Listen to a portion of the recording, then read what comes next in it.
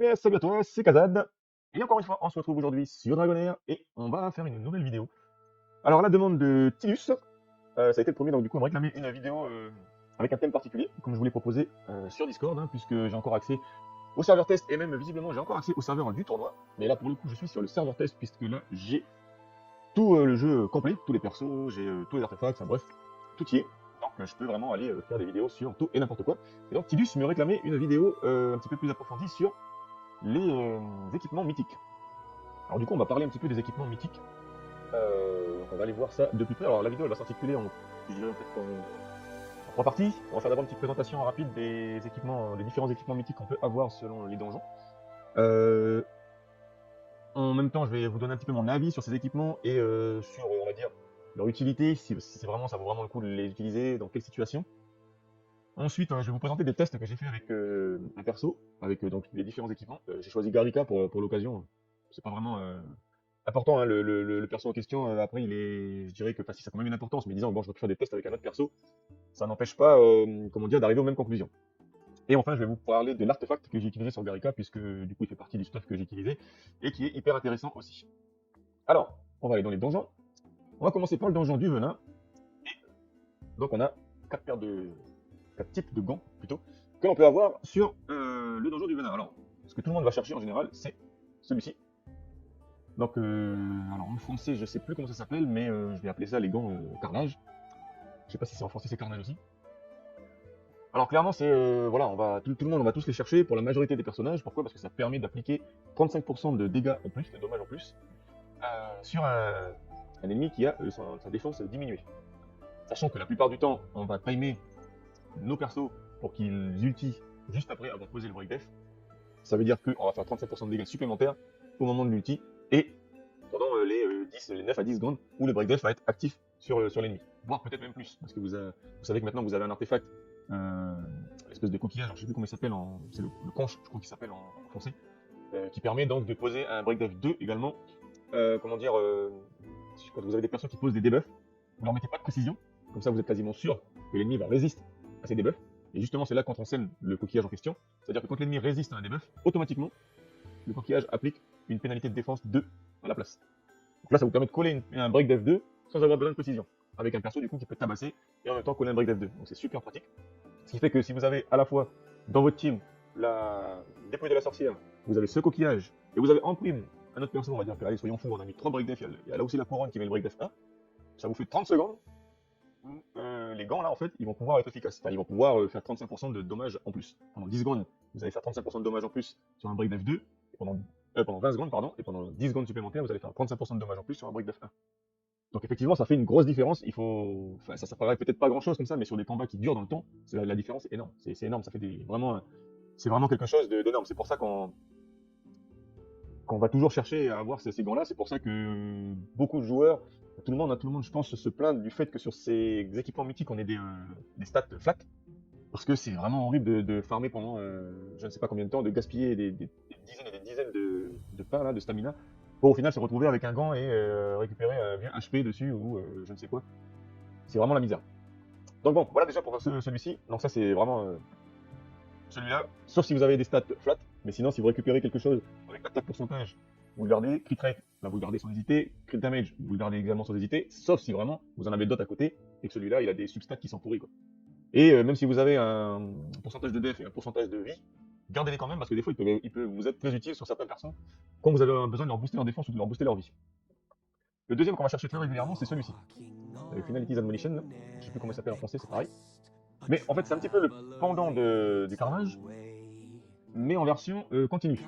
C'est-à-dire qu'au lieu de faire 35% de dommages sur une période bien donnée, donc concrètement sur les 10 secondes généralement où il y a un break def d'appliquer, là vous allez faire 35% de damage en continu, tout le temps. Par contre, en contrepartie, c'est une pénalité. La pénalité, c'est que vous allez recharger votre vitesse. Enfin, vous allez recharger votre vitesse de rechargement, ça veut rien dire. Vous allez recharger votre barre d'outil beaucoup plus lentement, c'est-à-dire 50% plus lent. Alors, dit comme ça, moi, la première fois, je me suis dit, ah, mais ça va, 50%, c'est pas méchant, c'est cool. Non, au final, c'est quand même méchant, quoi. Ça recharge vraiment, vraiment beaucoup plus lentement. D'ailleurs, j'ai fait des tests une fois et j'étais pas convaincu que c'était vraiment 50%. J'avais l'impression que c'était plus que ça, mais bon, faudrait que je me repenche dessus exactement. Dans tous les cas, Ce type de gant, il est également très utile et il fait des ravages. C'est 35% de dégâts encore. Donc là, c'est 35%. Qu'il y ait un break def ou qu'il n'y ait pas de break def, c'est en permanence. Donc c'est vraiment utile. Par contre, c'est très intéressant sur des persos qui, on va dire, déjà, premier exemple, qui ne sont pas soumis au rechargement de la barre d'ulti. C'est le cas par exemple de tous les persos Shadow, les persos ombre. Leur barre, enfin leur barre d'ulti, si on peut dire, leur barre qui se remplit, elle est basée sur les dégâts qu'ils vont réaliser, et non pas sur un certain temps, pour attendre que ça soit rempli. Donc du coup, c'est pas gênant, parce que là, vous vous en foutez d'avoir les 50% qui vous ralentissent, tout ce qui compte, c'est de taper super fort pour pouvoir la remplir super vite, votre barre. Donc là, ces gants-là, c'est vraiment des gants qui ont été créés spécifiquement pour les Shadows, j'ai envie de dire, parce que eux, ils les exploitent vraiment au maximum. Donc quand vous avez une team Shadow, n'hésitez même pas, vous leur mettez ces gants-là. Ça peut aussi servir, si je dis pas de bêtises, sur certains persos, notamment les persos de l'école Aura, si je ne me plante pas, puisque pour eux c'est la même chose. Tic, tic, tic, tic, tic. Si je ne me plante pas. Ouais, non, mais non. Non, parce qu'en fait, c'est pareil. Ouais, Laura, on va dire qu'elle est. C'est pas quelque chose qui est lié aux dégâts, c'est quand même lié à au rechargement de la barre. Donc non. Donc non, c'est vraiment axé surtout pour les shadows. Après, ça peut être hyper utile aussi sur des persos qui ont une barre de rechargement ultra courte, notamment, et qui ont des capacités à booster le rechargement de la vitesse de rechargement de leur barre. C'est le cas notamment de Garika, par exemple. Mais c'est pas la seule, hein. Il y en a d'autres comme ça. Vous avez des persos qui ont. Alors attendez que j'essaie de vous montrer un petit peu. On va faire par, dans la radiance, on a Welby. Welby qui peut, s'il a derrière quelqu'un qui lui booste son rallye, qui peut, comment dire, ulti très régulièrement. Donc du coup, ça peut être intéressant de le mettre sur Welby, mais il faut vraiment quelqu'un derrière qui lui booste son rallye parce que sa capacité, en fait, pour ceux qui ne le connaissent pas, voilà, il est là. Et en fait, s'il ulti et qu'il est sous ralliement, il va récupérer 50% de son énergie, de sa barre d'ulti. Donc là, ça peut être intéressant parce qu'au final, du coup, vous allez ulti normalement, puisque vous récupérez déjà les 50%, donc du coup, les 50% en ralenti, ben, ça vous pénalise pas tant que ça, puisque vous allez quand même ulti régulièrement. Par contre, il faut à chaque fois qu'il ulti sous ralliement. C'est le cas. Quel autre perso ben, Ardred, j'ai envie de dire, c'est pas vraiment utile. Elle ulti très vite. Elle peut vraiment avoir, on peut descendre facilement jusqu'à 13 secondes sur son ulti. Mais ça n'a pas de grand intérêt parce que c'est un tank. Donc c'est pas vraiment utile de la faire, de lui mettre des gants pour faire des dégâts, on va dire.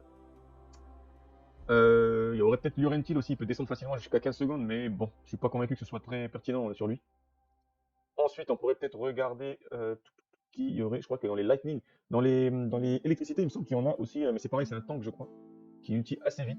Après, il y a Mashtour qui a la capacité aussi de booster son ulti, mais je pense que c'est pas suffisant. Il y a des persos, par exemple, je pense notamment à des persos comme Vignara. Vignara, clairement, elle a déjà un ulti qui est très court de base. Bon, oui, là, attendez, je la scroll parce qu'elle n'est pas scroll du tout. Hop, c'est beau, hein, 9999 par show. Magnifique. N'est-ce pas? On aimerait bien avoir ça sur le compte. Alors, Vignara, on était là. Mais non, qu'est-ce que je fais? Oh. Réveillé. Ça va pas, ça va pas. Alors, Vignara, là. Donc voilà. Vous voyez déjà, de base, elle est à 16 secondes. Elle a pas de stuff, rien du tout. Donc du coup, stuffé avec de la hâte. Vignara, on descend facilement et vous lui mettez, mettons le sablier. Vignara, vous arrivez, rien qu'avec le sablier, déjà vous êtes à 13. Et avec un stuff full hâte, on va dire qu'on peut arriver à presque 10 secondes de reload. Donc c'est pas gênant de lui mettre ces gants là parce que ça va lui permettre de faire énormément de dégâts en permanence. Parce que Vignara, mine de rien, elle fait quand même très mal. Et en plus de ça, elle va coller des debuffs, si vous avez suffisamment de précision. Et elle va le faire très régulièrement. Donc c'est clairement un perso qui peut porter ce type de gants aussi à merveille. Il y a Auster éventuellement qui pourrait être pas mal. Parce que Auster peut booster son Ultimate Energy quand il tape sur des cibles qui sont sous debuff Frost. Mais bon, il faudrait vraiment que les cibles, il y en ait plusieurs qui soient en permanence sous debuff Frost pour que ce soit vraiment efficace. Après, vous avez des persos comme les Cérébrés, comme Philosia, pareil, qui ont des temps de rechargement très courts. Ça pourrait être utile sur eux, mais bon, c'est pareil, c'est pas des persos d'attaque. Donc ça n'a pas vraiment grand intérêt. Enfin, vous avez compris le principe. Si vous avez un perso typé attaque qui a la capacité de réduire drastiquement sa barre de rechargement et en plus qui peut ulti de manière très rapide de base, c'est très intéressant. Vous avez des persos rares et épiques qui ont ces capacités aussi. Donc il ne faut pas les négliger. Ensuite, on a alors celui-ci, le flèche là, c'est clairement quelque chose qui est axé pour le PVP uniquement. Pour le PVP, il sert strictement à rien. Parce que bon, comme vous voyez dans la description, vous allez récupérer 15% de l'attaque de quelqu'un qui va mourir au niveau de l'arène PVP. Donc voilà, c'est pas compliqué, hein. Vous faites, je veux dire, vous faites le calcul. La personne, elle a, j'en sais rien, moi, on va dire un truc tout con, hein, mais bon, c'est pour que ce soit parlant. la personne a 1000 d'attaque, par exemple, et ben vous allez récupérer 150.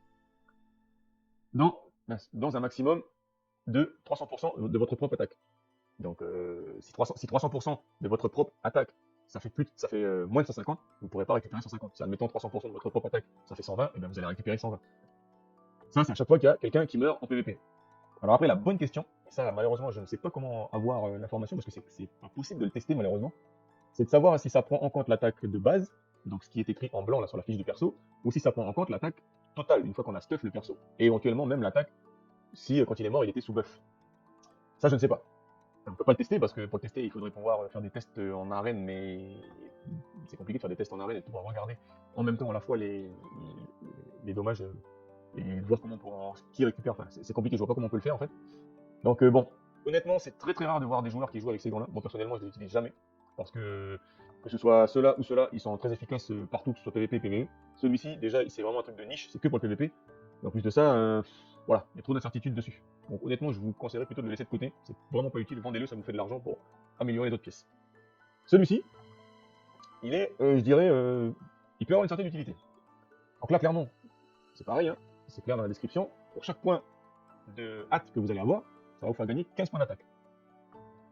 Donc bon, ben, même chose, hein, c'est pareil, il n'y a rien de bien compliqué là-dessus. On va refaire le même principe. Hein, vous partez sur 1000 d'attaque. Comment dire vous avez pas 1000 d'attaque, c'est des conneries. Je suis en train de raconter n'importe quoi. Vous partez sur le principe que, je sais pas, vous avez. Allez, on va dire 100. 100, c'est quand même beaucoup. Hein, déjà, pour arriver à 100 de hâte, ça fait quand même pas mal. Mais bon, soyons fous, on dit que vous avez 100 de hâte, et ben ça vous fait 1500 d'attaque. Tout simplement. Voilà. C'est pas compliqué. Donc 1500 d'attaque qui vont venir se rajouter. Alors ça s'affiche pas sur la fiche du personnage, attention. Ça va venir se rajouter en début de combat dès que le combat va commencer. Là, vous allez avoir le calcul qui se fait et l'attaque qui va se rajouter. Donc c'est pareil, ça peut être hyper intéressant sur des persos, toujours pareil, accès attaque, pas accès défense, ou éventuellement accès support, et où vous allez leur mettre beaucoup de hâte, pour une raison quelconque, hein, parce que vous avez besoin qu'ils utilisent très régulièrement, pour poser des debuffs, pour virer des debuffs, bref, peu importe. Donc vous allez leur mettre énormément de hâte, et du coup, ça peut être intéressant de mettre ces gants-là, parce que si vous leur mettez beaucoup de hâte, vous allez quelque part devoir faire un choix entre la hâte et l'attaque. Si vous arrivez à avoir les deux, tant mieux, mais voilà, je veux dire, c'est pas évident de réussir à avoir beaucoup de hâte, et en même temps beaucoup d'attaque, beaucoup de crit, tout ça. Donc vous pouvez vous dire, bon ben ok, je fais le pari de prendre moins d'attaque, mais je lui mets le maximum de hâte, et je lui mets ces gants-là, et comme ça va permettre de booster mon attaque. Alors, c'est discutable parce que on peut arriver à des... Et je vais vous le montrer tout de suite sur Garika, on peut arriver à des scores qui sont assez importants au niveau de l'attaque, mais on a toujours cette pénalité où on fait pas forcément plus de dégâts au niveau break def. Là par exemple sur Garika, j'ai utilisé, donc là c'est bon, et vous voyez que j'ai 61 de hâte.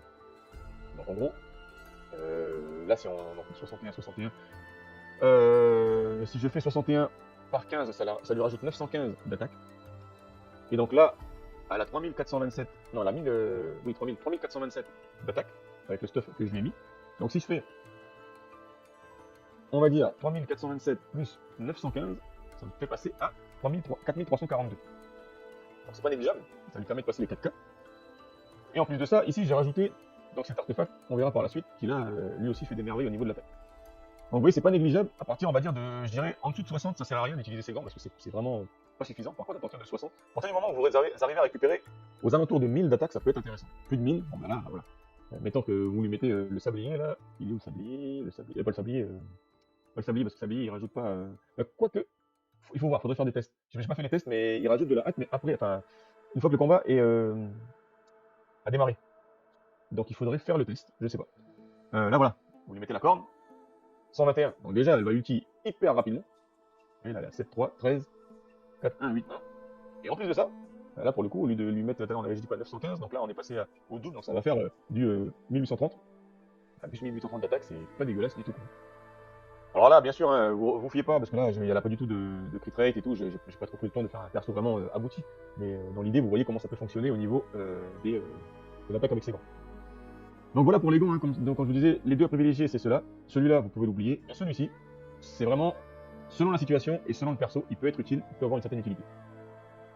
Ensuite, donjon de la malédiction.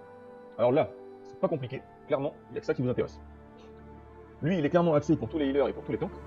c'est un manteau qui va vous. Enfin, c'est un manteau, j'appelle ça un manteau, mais bon, on va dire plastron quoi. Qui vous permet d'avoir 50% de chance. À chaque fois que vous allez coller un heal ou un shield, je sais les tanks, les healers, c'est les tanks, les healers et les shielders. À chaque fois que vous allez coller un heal ou un shield, vous avez 50% de chance que ce heal ou ce shield il soit augmenté de 50%. Voilà, c'est-à-dire que si vous collez un heal de 10k, et ben vous avez 50% de chance que ce heal soit doublé et qu'il passe à 20k. Pareil pour le bouclier. Donc ça c'est très utile sur tous les persos qui posent du heal, sur tous les persos qui posent du shield. Là pour le coup, voilà, celui-ci il est vraiment, il faut aller le chercher et donc on va privilégier généralement comme je vous dis, étant donné que c'est souvent, on va souvent le mettre sur des tanks, on va souvent le mettre sur des healers ou des shielders, on va rarement aller chercher de l'attaque là-dessus, on va plutôt aller chercher de la défense ou de la vie. Celui-ci il est vraiment pas intéressant. En soi, le fait qu'à chaque fois que vous avez un buff, donc à chaque fois que vous gagnez un buff, et ça peut arriver très souvent dans un combat, c'est-à-dire même toutes les, on va dire toutes les 5 secondes presque, vous pouvez gagner un buff, il y a 50% de chances que ce buff il soit, comment dire, indispellable. On peut pas l'enlever. 50% de chance c'est quand même pas mal, parce que vu le nombre de fois où on peut gagner un buff dans le combat selon la team qu'on a fabriqué, c'est une chance sur deux, ça peut aller très vite. Mais, encore faut-il qu'en face, il y ait une capacité à dispel. Le vrai moment où ça peut être hyper intéressant, c'est pour le PVP. Pour le PVP, pourquoi? Parce qu'en face, on a forcément à chaque fois des teams qui sont composés avec des persos qui vont nous casser les pieds, que ce soit en posant des buffs ou en virant nos buffs. Voilà. En PVE, c'est quand même assez rare d'avoir des ennemis qui virent les buffs. Ça arrive, il y en a, mais c'est assez rare. Donc, franchement, l'utilité de ce plastron, elle est quasi nulle. Et en PVP, c'est nul aussi, parce que de toute manière, les combats durent pas, ça va trop vite. Donc honnêtement, ne prenez pas la tête avec ça. Donc ici, privilégiez celui-ci, c'est tout. Ensuite, dernier donjon. Alors là, c'est particulier. Pour le plastron, celui-ci, il peut avoir quand même une utilité certaine, une certaine utilité. Clairement, en fait, il va vous protéger d'un stun. Alors, il peut être utile déjà sur les tanks, à première vue, comme ça, parce que forcément, c'est eux qui prennent le maximum de dégâts, qui focalisent l'attention sur eux. Le truc, c'est que vous allez être immunisé au premier stun qui va vous arriver sur la tranche, mais pour la pénalité, chaque seconde que ce stun est censé durer, ça va augmenter votre rechargement, enfin votre vitesse de rechargement de barre d'ulti de 6% par seconde. Donc, en gros, les stuns de mémoire, ça varie entre 1 et 5 secondes, si je ne me plante pas. Je crois que le plus long, c'est celui de Tamar, qui stun pendant 5 secondes. Sinon, c'est généralement entre 1 seconde et 3 secondes. Donc c'est pour ça que ça peut être intéressant, parce que, au pire, si vous tombez contre Tamar, là, ça risque d'être un peu long, parce que bon, ça fait 6 x 5, ça fait 30%, donc ça ralentit pas mal. Mais bon, on est encore loin des 50% des gants, par exemple. Sinon, si vous avez un stun qui arrive de 1 seconde, de 2 secondes, de 3 secondes, bon, c'est pas déconnant. Franchement, ça peut être intéressant. Ça peut être intéressant même sur des persos support, sur des persos d'attaque, puisque ça vous permet de ne pas être stun. C'est encore plus intéressant sur des persos, comme je disais tout à l'heure, pour les shadows. Les shadows, notamment en PvP, si vous avez ce torse plus les gants, vous faites hyper mal. Vous vous en foutez royalement du rechargement, puisque vous, votre vitesse, le rechargement, votre ulti n'est pas basé sur la vitesse, mais basé sur vos dégâts. Donc vous faites hyper mal. En même temps, vous êtes immune au premier stun. Ça peut être utile, parce que des fois, des persos comme Asphalta, par exemple, qui va aller au cac, peut être dans la rue d'un stun de zone. Et là, bah, du coup, elle est pas stun. Et elle peut continuer à bourriner, et du coup, elle ulti très vite, et à déglinguer la team adverse très rapidement, parce qu'elle est très explosive. Donc ça, c'est un placement qu'il ne faut pas négliger, parce que dans certaines situations, il peut être très utile. Après, voilà, c'est pas la priorité, mais quand vous en avez, dites-vous, vous regardez les stats, si les stats sont sympas, ben gardez-le sous le coude, on sait jamais, il peut vous servir. Celui-ci, donc là c'est pareil, voilà, vous avez 50% de chance de dispel un buff de l'ennemi, en infligeant des debuffs. Donc déjà, c'est très quelque chose de niche, parce que ça implique qu'il faut systématiquement qu'il soit sur un perso qui pose des debuffs. Ça sert à rien de le mettre sur un perso qui pose pas de debuff. J'ai pas testé, mais il faudrait vérifier. Je suis pas sûr que le fait de poser un debuff via un artefact, par exemple le break def, ça soit pris en compte. C'est-à-dire que là, c'est pas la capacité native du perso à poser un debuff, c'est parce qu'il a un artefact qui pose un debuff. Donc je suis pas sûr que ça fonctionne. Faudrait que je fasse le test pour vérifier. Sinon, il faut obligatoirement que ce soit un perso qui nativement pose des debuffs. Donc déjà, ça réduit le champ d'action. Et en plus de ça, vous avez une chance sur deux que ça dispelle uniquement un buff de l'ennemi. Ça peut être intéressant sur quelqu'un qui pose des debuffs massifs en zone. Je pense notamment à Victor, par exemple, qui pose des debuffs. Déjà, il peut en poser jusqu'à 2. À chaque fois qu'il va ulti sur chaque perso de la map, s'ils ont tous des buffs, par exemple. Ça peut être intéressant. Il y a d'autres persos comme lui qui posent des debuffs sur toute la map. Ça peut être Voresh, c'est le cas de Voresh, qui va poser un debuff sur tout le monde. Et en plus de ça, il a 5 chances de poser son debuff. Donc ça peut augmenter grandement les chances de dispel en face un buff de l'ennemi. Ça peut être intéressant avec ce type de perso, effectivement, parce qu'ils ont vraiment des. Je dirais que là, il y a quasiment 100% de chances que vous allez dispel quelque chose. Quoi. Parce que Voresh, 5 fois ça tape, donc 5 fois vous avez une chance qu'il pose sans buff. Donc admettons qu'il pose sans buff 5 fois. Si sur 5 fois vous n'avez pas une fois où ça passe, où le 50% là il proc, vous êtes vraiment poisseux. Quoi. Là, donc là, clairement, je pense qu'il y a 100% de chances que ça passe et que ça vous vire un buff sur l'ennemi, quoi. Voire du coup, peut-être même 2 ou 3, puisque si ça proc 2 ou 3 fois de suite, ça peut vous virer peut-être 2 ou 3 buffs. Donc ça peut être utile, mais là, c'est vraiment très niché, c'est vraiment sur certains persos, et je dirais que ça peut être utile que dans certaines situations bien précises, où, par exemple, vous n'avez pas dans votre équipe un perso qui peut virer des buffs, parce que vous les avez déjà utilisés, je pense notamment comment dire, aux challenge continentaux. Vous avez déjà cramé un perso dans une autre équipe, et du coup vous en avez plus. Alors, vous dites, bah, c'est pas grave, là je vais utiliser tel perso, mais lui je vais lui mettre ça, et il va pouvoir faire office de perso qui va dispel. Donc voilà pour les petits persos, enfin les petits stuff mythiques. On a fait le tour, parce qu'après il n'y en a pas hein, sur les autres donjons, vous en avez pas, et c'est pareil pour le donjon des gobelins ou le donjon des matériaux, il n'y en a pas. Donc là, on a fait le tour. On va passer à la deuxième partie. Donc du coup, je voulais vous montrer le stuff que j'ai fait sur Garika. Donc voilà son stuff. Alors attendez, on va aller ici. Ce sera plus clair. Là. Je vais pas relancer les combats parce que ça va rallonger la vidéo, ça sert à rien. Je les ai déjà fait moi. J'ai sauvegardé donc les statistiques. Je vous mettrai quand je vais faire le montage vidéo, je vous mettrai donc le petit tableau. Et je le mettrai également peut-être en lien sous la vidéo si certains veulent le télécharger pour pouvoir mieux l'étudier.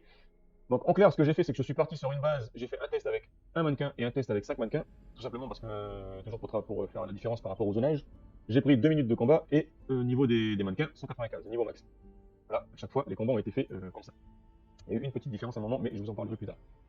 Ensuite, j'ai testé 6 stuffs différents, et donc là, on commence par le premier stuff, donc qui est celui-ci, avec double mythic equipment.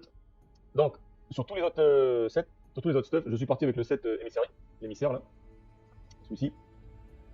C'était vraiment un choix arbitraire, hein, j'ai pas réfléchi spécialement. On pouvait mettre autre chose, hein, on pouvait mettre comment dire, le Dominator ou le Undead là, enfin bref, peu importe. Ça c'était vraiment, j'ai pris le premier qui me tombait sous la main et voilà, c'était tout simplement pour lui mettre quelque chose. C'est pour ça que je vous disais, faites pas attention aux stats ici, c'est pas vraiment super optimisé.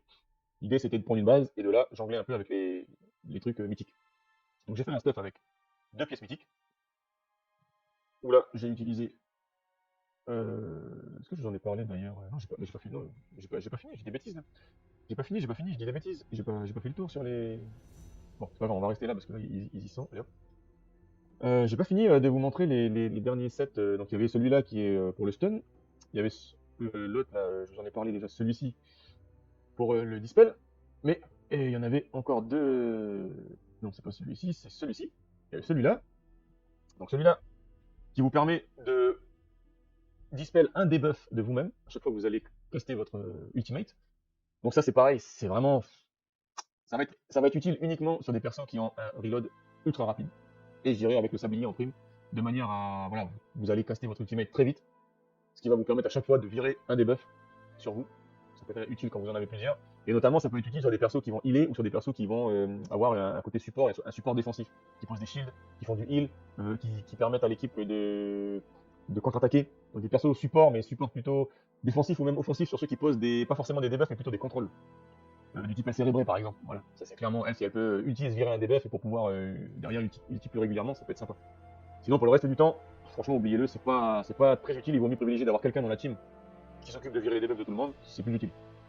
Et enfin pour terminer, on a une paire de gants aussi à ce niveau-là que. Oh bah du coup il faut être les gants. Voilà, c'est cela. Alors ça peut parfois faire une bonne différence. Là j'en ai mis un sur Garika, mais bon en fait ça sert à rien puisqu'il faut que votre perso ait moins de 50% de sa vie pour que ça fasse effet. À partir de là, tous les dégâts qu'il va faire, il y a 20% des dégâts qui vont être convertis en heal. Et pour tout ce qui est AOE, ça va être comment dire, ça va prendre simplement 30%, ça va prendre en compte 30% comment dire des 20% des dégâts. Si je comprends bien comment ça fonctionne. Hein. Donc c'est utile déjà sur des persos qui vont prendre des dégâts. Parce que si vous avez un perso que vous savez que sur un combat vous le mettez à l'arrière, il prend pas de dégâts, bon bah lui ça sert à rien de le mettre dessus. Et ça peut être très pratique sur certains persos où des fois vous êtes un petit peu juste. Notamment par exemple vous devez positionner vos persos de manière à ce que vous allez essayer de focaliser la majeure partie des dégâts sur, admettons, le tank et peut-être un perso derrière, un healer par exemple. Et du coup le healer il va focaliser son heal du coup sur ces deux persos et les autres derrière vont pas forcément prendre de heal. Parce que vous n'avez pas un heal qui fait toute la map par exemple. Et bah du coup vous avez un perso qui est peut-être un petit peu fébrile et il n'a pas beaucoup de vie, et vous pouvez lui mettre ça. Et avec ça, en fait, ça va lui permettre dès que sa vie va descendre, hop, tac, tac, tac, il va tabasser, il va se remonter sa vie lui-même. Et du coup, ça permet au healer de pas forcément avoir besoin de revenir dessus parce que ce perso, il s'auto-heal. Il arrive à repasser comment dire, sa barre de vie au-dessus des 50%, systématiquement, parce que dès qu'il tombe en dessous, comme il bourrine, puisque vu que c'est un DPS, admettons 10 DPS distance, eh ben, il fait énormément de dégâts, et hop, sa vie elle remonte. Donc ça peut être quelque chose qui peut être utile, gardez-le toujours à l'esprit, c'est pareil, c'est le genre de truc, c'est des gants. Alors, quand vous en avez avec crit rate, crit damage ou attaque, pourcentage, éventuellement ça peut être intéressant. Pourquoi? Parce que là, mettre des gants HP ou def, ça n'a aucun sens, puisque l'utilité du gant c'est de faire des dégâts. Donc autant privilégier soit, soit le crit, soit l'attaque. Donc voilà, la souci, on a fait le tour complet du stuff. Et donc, pour les petits plans, donc là, un double mythique équipement.